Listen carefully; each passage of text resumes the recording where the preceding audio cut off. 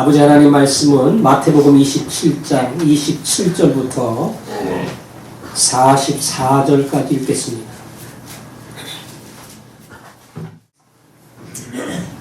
(10년) 전에 패션 오브 크라이스트 그런 영화가 상영된 적이 있는데요.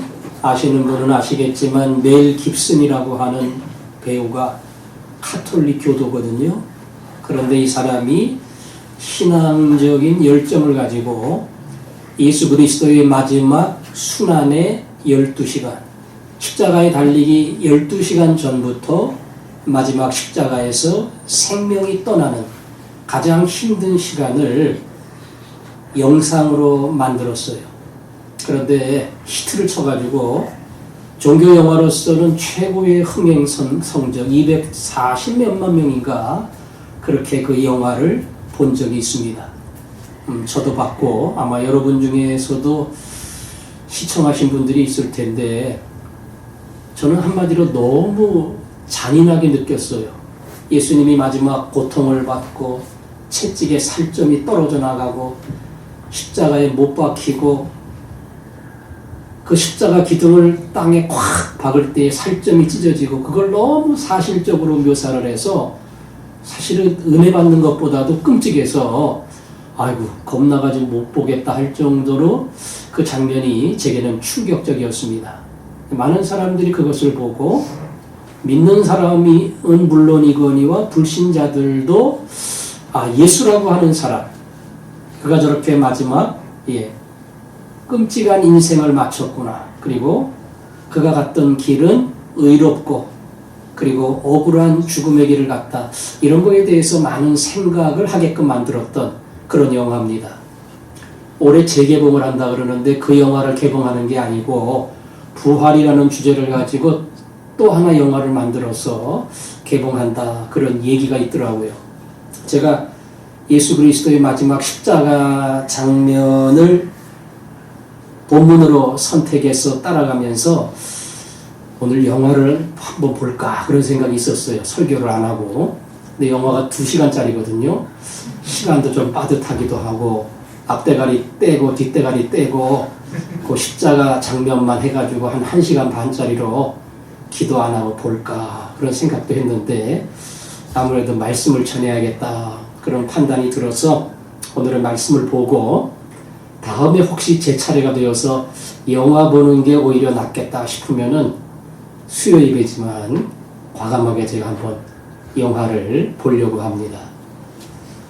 오늘 제가 이 본문을 펼치면서 여러분들이 많이 봤던 군인들이 예수님을 희롱하고 고문하고 가지고 놀며 장난치는 장면, 마지막 십자가에 끌려가서 최후의 십자가의 7원이라고 이야기하는 그 한마디 한마디를 남기면서 숨이 끊어지기까지 그 예수님의 고통의 장면 아마 여러분들이 많이 보고 읽고 들으셨을 겁니다.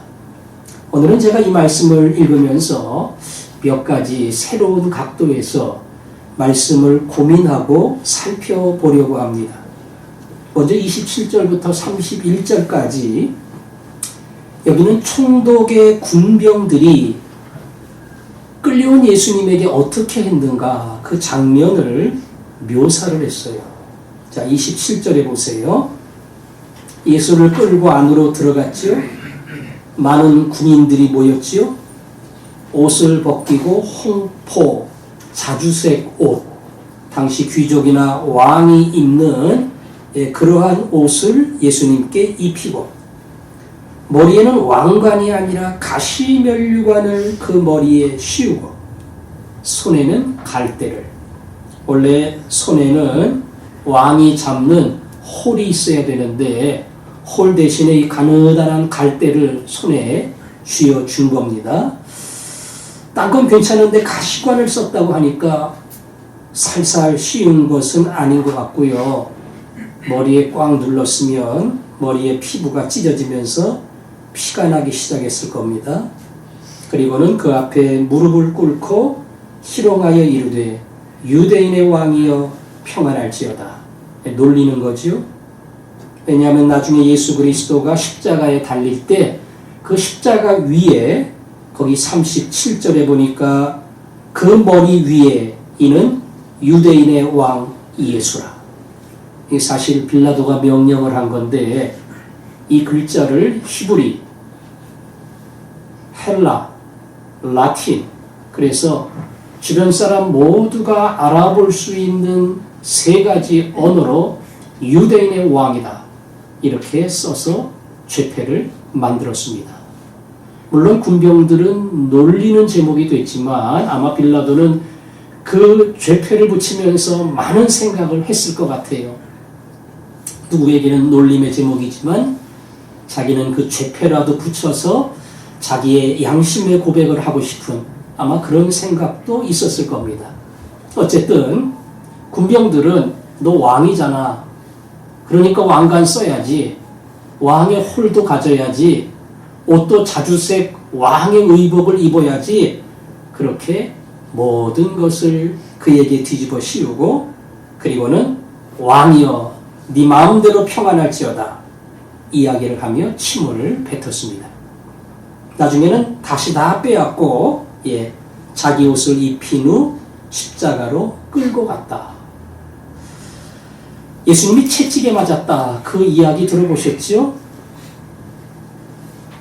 앞에 구절에 보면 27장 26절에 26절 이에 바라바는 그들에게 놓아주고 예수는 채찍질하고 십자가에 못 박히게 넘겨주니라.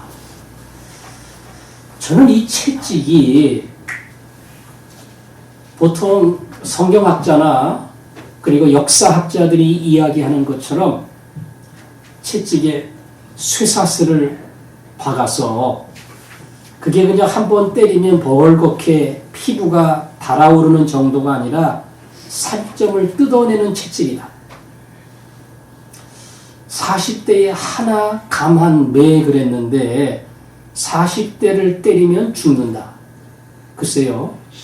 일반 채찍에 40대 맞아서 죽는지 안 죽는지는 모르겠지만 살점이 떨어져 나가는 채찍이라면 40대 맞으면 죽을 가능성이 있겠지요?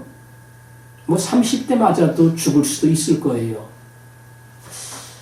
저는 상식적으로 예수님이 그런 채찍에 맞았을까? 이거는 뭐 죽이기 전에 거진 고문이죠. 고문이에요. 그 채찍에 맞는 것 자체가 사실은 요새로 말하면 견디기 힘든 고문이에요. 살점이 막 떡떡 떨어져 나가니까 이거 뭐 잘못하다가 칼로 살을 베서 떨어져 나가면 얼마나 아파요.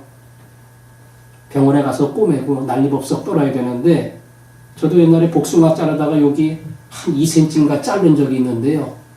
피가 너무 나가지고 안 갈라고 버티다가 할 수 없이 명지병원 가서 한 3번을 꼬맸거든요.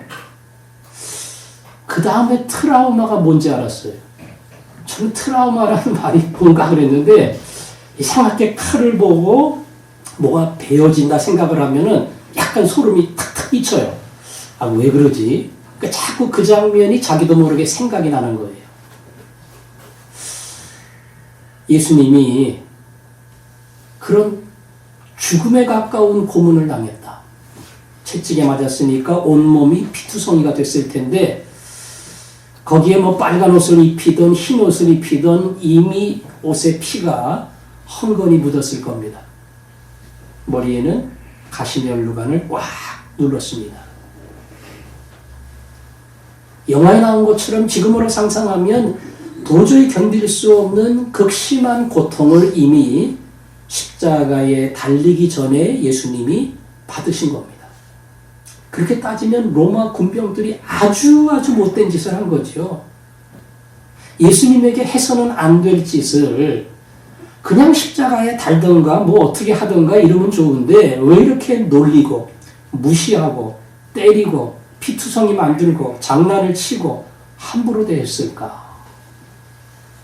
예수를 믿는 우리들이 볼 때는 로마 군병들의 태도가 이해가 안 됩니다. 왜 홍포를 입혔나? 너 왕이잖아. 왕이라며. 한번 입어봐.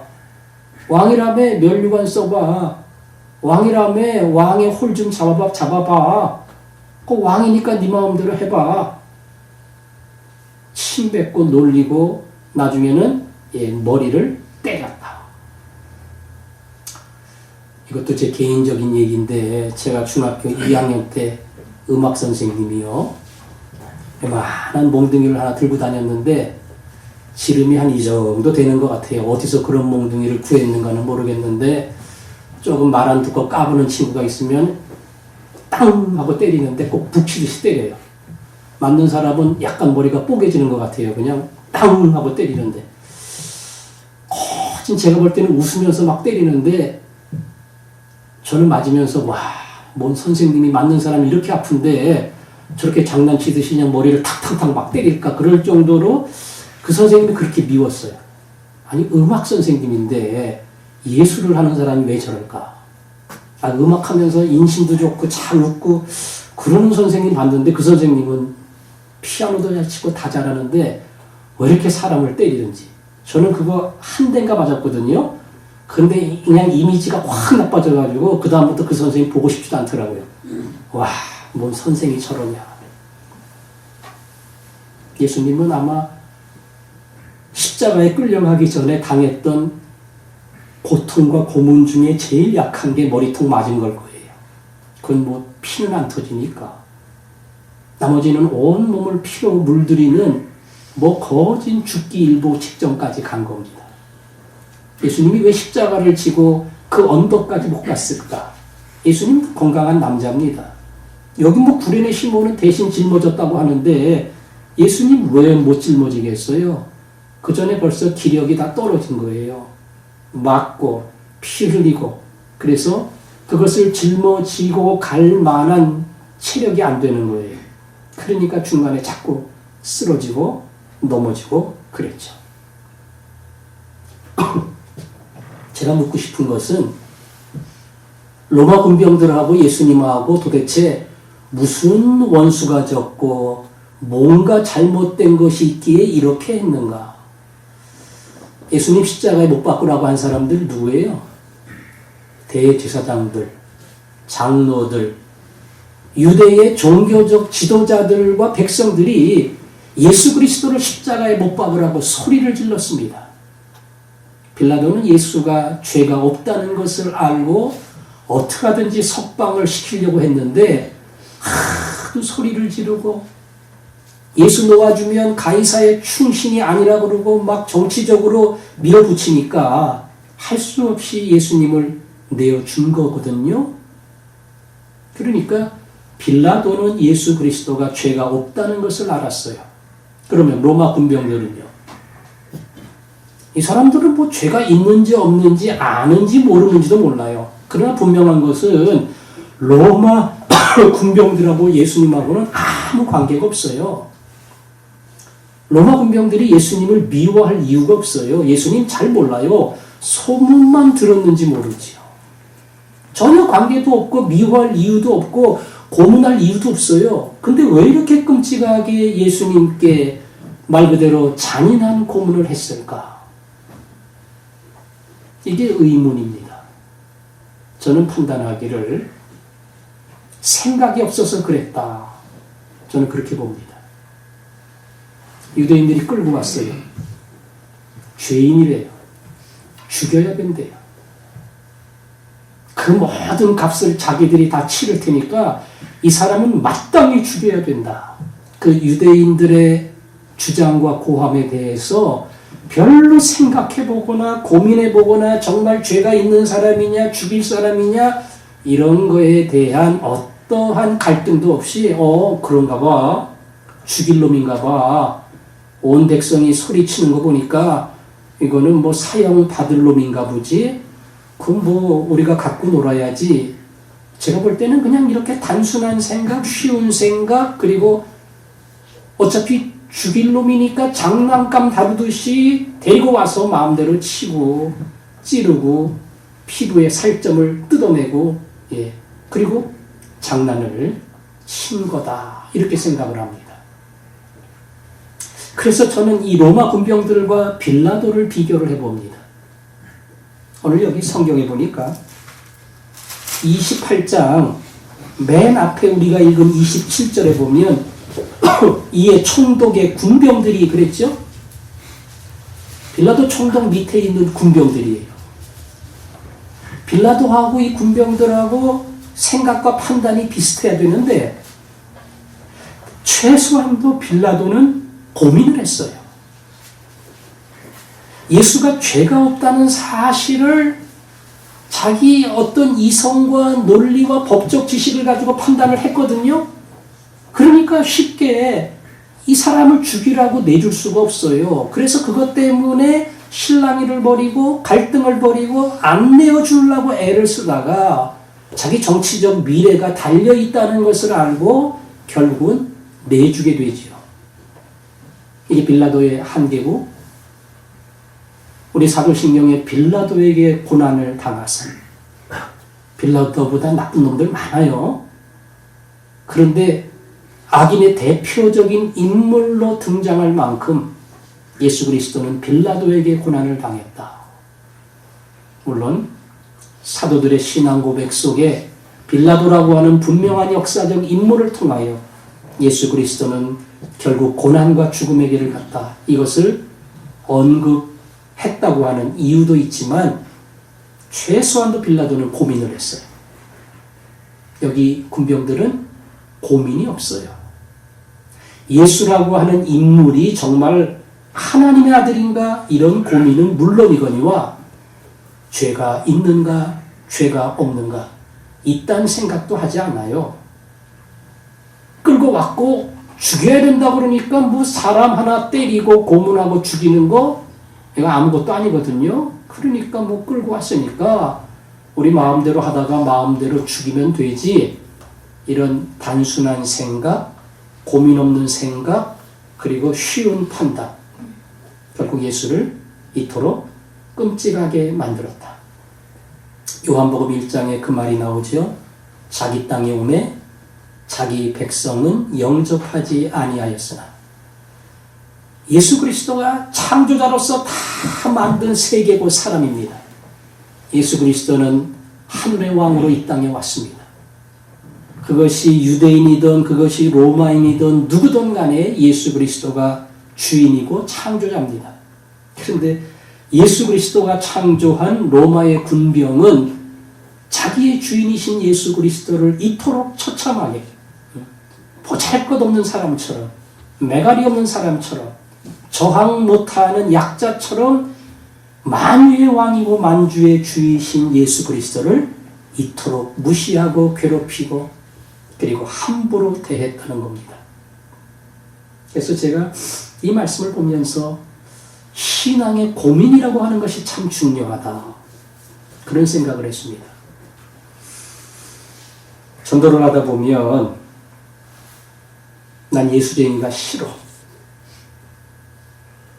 돈 띄어먹은 놈들 다 예수쟁이야. 다 집사야, 장로야. 나한테 상처 주고 힘들게 한 사람들 다 교회 다니는 사람이야. 그래서 예수쟁이도 싫고 예수도 싫어. 간혹 그런 사람들 만나요. 저는 그 사람들이 정말로 진리를 찾는다면 예수쟁이는 싫어. 밥맛 없어. 그러나 예수가 진짜라면 그 예수를 알고 싶고 만나고 싶고 거짓이라면 필요 없지만 그 예수에 대해서 고민하고 찾고 싶어하는 그게 바로 진정한 구도자의 자세다 생각합니다. 그런 마음을 가진 사람 왜 예수님이 만나주지 않겠어요? 근데 전혀 고민이 없어요. 기독교의 진리를 얘기하고 구원의 복음을 얘기해도 안 들어요. 왜? 예수쟁이가 싫으니까 예수도 싫고 복음도 싫고 성경도 싫고 어떠한 고민도 안 하고 다 싫다는 거예요. 그래서 결국 복음을 받아들이지 않는 불행한 자가 된다. 예수 믿는 우리도 고민해야 됩니다. 고민해야 돼요. 베레아 사람들은 더 신사적이어서 우리 개정성경은 더 너그러워서 그러한가 하고 성경을 상고하니라. 신사적 너그럽다는 말은 다르게 표현하면 그만큼 성경 말씀에 대한 어떤 탐구심, 연구하는 마음, 그 마음이 있기 때문에 말씀을 자꾸 자세히 보고 그래서 베레아 가운데 하나님의 말씀의 역사가 일어나는 겁니다. 예수 믿는 사람은 말씀에 대해서 그런 자세가 있어야 돼요. 그런가 보다, 저런가 보다. 그게 아니고 왜 그랬을까? 예수님은 왜 그렇게 했을까? 그리고 바울은 왜 그런 질문을 던졌을까? 이 말씀을 자꾸 생각하고 질문하고 고민하고 거기서 하나님이 주시는 응답을 찾을 수가 있습니다. 설교를 들으면서도 그래서 질문해야 돼요. 그 설교 속에서 그 뜻이구나. 동시에 왜 그랬을까? 자꾸 질문하고 고민하다 보면 내가 예상하지 못했던 진리의 보물을 발견하게 됩니다. 맥없이 듣거나 맥없이 읽거나 생각 없이 고민 없이 하다 보면 잘못하면 로마 군병처럼 되는 거예요. 그냥 다른 사람하고 다 똑같이 휩쓸려서 뭘 하는지 어디로 가는지 모르고 사실은 예수님의 뜻과 전혀 반대되는 길을 갈 수 있다. 그래서 로마 군병을 보면서 제가 여러분들에게 말씀에 대한 연구 그리고 고민 그리고 그 고민으로 말미암아 말씀을 붙들고 씨름할 수 있는 사람, 하나님 말씀 앞에 빌라도의 고민처럼 베레아 사람의 고민처럼 하나님께서 그런 마음의 간절함을 주시기를 바랍니다. 또 하나 던지고 싶은 질문은 여기 예수님을 십자가에 못 박으라고 하는 유대인들 나오죠. 결국 허락한 총독 빌라도 나오죠. 또 방금 읽은 십자가에 못 박은 군병들 나오죠. 그리고 밑에 내려가면 두 강도, 예수님의 오른편 왼편에 두 강도가 달렸다. 그 강도 이야기도 나옵니다. 예수님을 중심으로 보면 다 멀리 있는 사람이에요. 죽이라고 소리 지른 사람. 허락을 안 해주면 살 수 있는데 결국 자기의 장래의 출세 때문에 예수를 넘겨준 사람. 그리고 생각 없이 예수를 고문하고 못 박은 사람. 마지막 예수 옆에 달려서 죽었던 흉악범. 제가 이 네 종류의 사람들을 얘기했는데 여러분 보기에 이 네 종류의 사람들 중에 예수님과 가장 멀리 있는 사람, 거꾸로 예수님 앞에 다가서기에는 가장 큰 죄인. 그 죄인은 누굴 것 같아요? 죽여라, 죽여라. 소리 지르는 사람들하고 자기 양심의 고백을 그냥 다 눌러버리고 죽으라고 내준 빌라도하고 그냥 생각 없이 장난치듯이 고민하고 살 좀 떼어내고 못 받고 웃으면서 그 짓을 한. 영화에도 그렇게 나오잖아요. 완전 장난치듯이 하거든요. 밑에서 떠들고 웃고 피 흘리는 예수 밑에서 군병들은 그렇게 합니다. 그리고 마지막 옆에 달린 강도.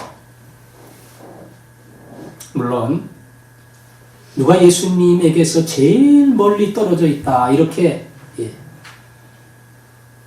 뭐 사람을 골라내기는 쉽지 않아요. 저는 강도 두 사람이 제일 멀리 있는 사람 아닌가. 누구는 이 강도가 정치범이다 이런 얘기도 하지만 오늘 성경에는 강도다 이렇게 이야기했고요. 다른 복음서에 보면 악행한 자다 이렇게 돼 있어요. 그러니까 뭐 정치범이 아니고요. 말 그대로 흉악범이에요. 흉악범. 성폭행하고 살인한 사람. 그런 죄인이에요. 가장 몹쓸 짓을 하고 한 가정과 사회에 큰 상처를 남긴 사람. 강도는 그런 사람입니다. 더 이들이 멀리 있다고 생각할 수밖에 없는 이유는 자기도 죽어요. 예수도 죽고. 근데 거기서 계속 예수를 욕했거든요. 예. 너 하나님의 아들이면은 좀 내려와 봐. 우리도 좀 살려주고. 예. 뭐 하나님의 아들이라면서 거기 달려있어. 말 그대로 죽어가면서 죽어가는 예수에게 마지막 발악을 하듯이 막 저주를 하고 욕을 했어요. 말 그대로 예수님에게서 가장 멀리 떨어진 자지요. 그런데 누가복음의 말씀처럼 그 중에 한 사람이 회개합니다. 처음부터 회개한 거 아니에요. 처음에는 두 사람 모두가 예수 그리스도를 욕하고 저주하고 같이 죽어가면서 예수 그리스도에 대하여 험한 말을 다 했습니다. 그런데 그 몇 시간, 그 몇 분 속에 한 사람은 예수 그리스도가 이 땅에 오신 진정한 구원자라는 것, 그가 하나님의 아들이라는 것, 그리고 그를 통하지 않고는 누구도 구원받을 수 없다는 것, 그 짧은 시간에 예수 그리스도를 발견합니다. 그리고 욕하던 다른 강도에게 이 사람을 욕하지 말라 얘기하고 예수님께 나를 기억해 주십시오. 내가 오늘 나와 함께 낙원에 있으리라. 예수님으로부터 직접 천국을 약속받은 사람이 됐어요. 세상적인 관점으로 보면은 글쎄요, 행복한 사람인가요? 할 거 다 하고 못된 짓 다 하고 지 마음대로 다 놀다가 막판에 그냥 숨 끊어지기 몇 시간 전에 딱 예수 믿어서 천국을 약속받았다. 말 그대로 다 놀고 마지막 천국까지 보장받은 사람이니까 행복한 사람이죠. 누구의 말처럼 예수를 만나는 것이 진정한 구원이고 행복이라면 진작 만났어야지. 진작 예수 믿었어야지. 그러면 그 길을 가지 않고 예수를 믿고 예수를 증거하는 새로운 인생을 살았을 텐데, 그렇게 생각하면은 그 강도만큼 불행한 사람도 없죠. 중요한 것은 악한 인생을 살았던 강도가 가장 멀리서 예수님을 저주했던 강도가 사회에서도 죽여야 될 인물이고 예수님 앞에서도 용서받지 못할 죄인이지만 그 죄인이 용서함 받고 천국을 약속받았다. 성경은 있을 수 없는 기적 같은 사건을 우리에게 전합니다. 그걸 보면서 우리는 생각해야 돼요.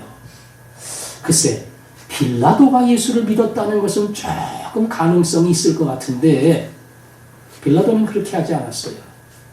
로마 군병은 무지하고 생각이 없어서 그랬다니까 혹시 이 사람들이 그 사람들은 나중에 예수 그리스도를 십자가에 못 박은 다음에 그가 진실로 하나님의 아들이었다. 마음의 생각과 판단이 변한 것은 사실입니다. 그러나 천국을 약속받은 사람은 이 강도 한 명뿐이에요. 예수님이 달리기 전에 한 명 살아난 사람 있죠? 지난번에 제가 설교한 누구예요? 바라바입니다. 바라바. 흉악범 바라바를 놓아달라. 예수를 죽여라. 빌라도의 예상과는 전혀 다른 요구를 하니까 할 수 없이 바라바를 내줬습니다. 바라바는 살았어요. 오늘 이 강도는 죽었습니다. 그러나 이 강도는 정말 영적인 생명을 얻고 하나님의 자녀로서 천국을 약속받은 사람이 됐어요. 바라바는 육적인 생명을 얻었고 이 강도는 영적인 생명을 얻었습니다. 오늘 이 강도를 보면서 우리 생각하기에 저 사람은 도저히 예수를 믿을 수 없는 사람이에요. 지금 뭐 몇 대째 불교 집안이라서 예수 예자만 얘기하면 저건 완전히 집에서 쫓겨나야 되고 말 그대로 집안에서 사람 취급도 못 받아. 아니 본인 자체가 예수 믿을 생각을 안 해. 그러니까 가능성이 없는 사람이지. 지난번 집회 때문에 강릉에 다녀왔는데요. 강릉도 유교 문화가 꽉 차 있어가지고 예수 믿는 사람이 많지 않대요. 그리고 그런 면에서 전도하기가 어렵다. 거기 오죽헌도 있고 하여간 허난설원, 신사임당, 저희가 묵었던 펜션 주인이 교회 권사님인데 강릉은 여자들이 좀 힘을 씁니다. 이러면서 신사임당, 허난설 여긴 다 여자들이 한가닥 합니다. 이러면서 얘기하더라고요. 다 위대한 사람들인데 그런 전통적인 문화와 유교 이런 것 때문에 참 복음 전하기 어렵다. 어렵죠. 살아온 인생 때문에 그걸 포기하기 싫어서 고집불통으로 자기 살아온 인생을 뒤바꿀 수 없다. 그런 사람도 있어요. 이렇게 해보면은 이게 참 안 되는 사람이구나. 이게 딱 감이 와요. 근데 성경은 가장 멀리 있던 이 강도가 마지막 순간 죽기 전에 예수를 믿고 주 앞에 돌아왔다. 이 사실을 통해서 우리에게 도전합니다. 가장 안 될 것처럼 보이는 그 사람. 복음을 받을 수 없고 어찌 보면은 복음 앞에서 가장 악하고 용서받지 못할 죄를 지은 사람이라 할지라도 우리 하나님 불러주시면 얼마든지 주 앞에 나와 예수를 믿는 하나님의 자녀가 될 수 있다. 그래서 우리가 전도하면서 그래서 우리가 포기하지 못하는 거예요. 계속 얘기하고 또 기도하고 또 찾아가고 마지막 그가 죽는 순간 암으로 마지막 몇 달 남지 않았다는 선고를 받고 병원에 입원해 있는 그 시간까지 기도하고 전도하고 찾아갈 때에 그를 불러주시는 하나님의 놀라운 구원의 역사를 보게 됩니다. 그 믿음이 있기 때문에 포기하지 않는 겁니다. 우리 개인의 신앙도 그래요. 여기는 그런 사람 없겠지만은 남이 모르는 이 누구도 할 수 없는 깊은 죄악 가운데 또 빠졌어요. 이건 도저히 나올 수가 없어요. 한 번도 아니에요. 지금 몇 번째 반복적으로 계속 그 죄 때문에 지치고 힘들고 또 빠져들어가고 간신히 나왔다가 또 빠져들어가고 스스로 판단하기를 난 이제 도저히 하나님 앞에 나갈 수 없는 제외된 인생이다. 그렇게 생각할 수 있어요. 그러나 로마서 6장의 말씀처럼 죄가 더한 곳에 은혜가 더욱 넘쳤나니 그게 2번이고 20번이고 30번이든지 간에 내가 죄인이라는 사실을 강도처럼 깨닫고 하나님 앞에 나올 때에 하나님은 또 용서해 주시고 또 용서해 주시고 또 용서해 주십니다. 그래서 얼만큼 멀리 떨어져 있고 얼만큼 주님의 마음을 아프게 하고 그리고 도저히 돌아설 수 없는 사람처럼 멀리가 있다 할지라도 그때마다 주여 제 회개가 진정 하나님 앞에 거짓이 없다면 하나님 그래도 나를 받아주신다면 이 시간 회개합니다. 저의 악한 마음 흔들리는 마음을 용서해 주옵소서. 나갈 때마다 예수 그리스도가 우리를 만나주시고 다시 새롭게 하는 그런 놀라운 일들을 이루어 주십니다. 오늘 강도를 보면서 배웁시다. 안 되는 사람, 끝난 사람을 가능케 한 것처럼 안 되는 전도 대상자를 하나님은 불러주시고 성장 가능성도 없고 맨날 넘어지고 맨날 죄짓고 맨날 똑같은 자리에 떨어지는 나 그날을 포기하지 않으시고 붙들어 주시는 하나님 그 하나님을 믿을 때에 우리도 포기하지 않고 얼마든지 하나님 앞에 나가서 기도할 수 있는 종이 될 수 있는 줄 믿습니다. 기도하겠습니다. 오늘 말씀처럼 2가지 놓고 기도합시다. 하나님 그냥 맹탕으로 신앙생활 하지 않게 해주세요. 말씀을 들을 때도 고민하게 하시고 성경을 읽을 때도 연구하는 마음으로 그리고 그 글을 통해 나에게 무슨 말씀, 무슨 뜻을 전하는가 생각하고 고민하는 하나님의 아들, 딸 되게 하옵소서. 또 한 가지 포기하지 않게 해주세요. 얼마든지 부르시고 얼마든지 구원하시고 얼마든지 회개시켜 주시는 하나님, 그 하나님 앞에 전도할 사람 포기하지 않게 하시고 나 자신 포기하지 않게 하시고 이 믿음 가지고 손 놓지 않고 또 나갈 수 있도록 나를 붙들어 주옵소서. 고민하는 마음 포기하지 않게 해달라고 이 두 가지를 놓고 기도하겠습니다. 아버지 하나님, 저희들은 생각 없이 신앙생활 할 때가 많습니다. 그저 지난 주일처럼 이번 주일이고 그냥 말씀을 흘려보낸 것처럼 항상 흘려보내고 성경도 의무적으로 눈만 갈 때가 있습니다. 고민하는 우리들 되게 하시고 그 고민 속에 진리를 보고 예수를 만나게 하여 주옵소서. 하나님, 손댈 수 없는, 그리고 용서받을 수 없고 돌이킬 수 없는 먼 사람 아무도 없습니다. 끝까지 포기하지 않게 하시고 한 영혼을 두고 씨름하게 하시고 소망 없는 강도를 부르신 주님이 얼마든지 그를 부를 수 있다는 사실을 알고 저희들 그 은혜를 붙들고 하나님 앞에 믿음으로 나가는 종들 되게 하여 주옵소서. 예수님 이름으로 기도합니다. 아멘.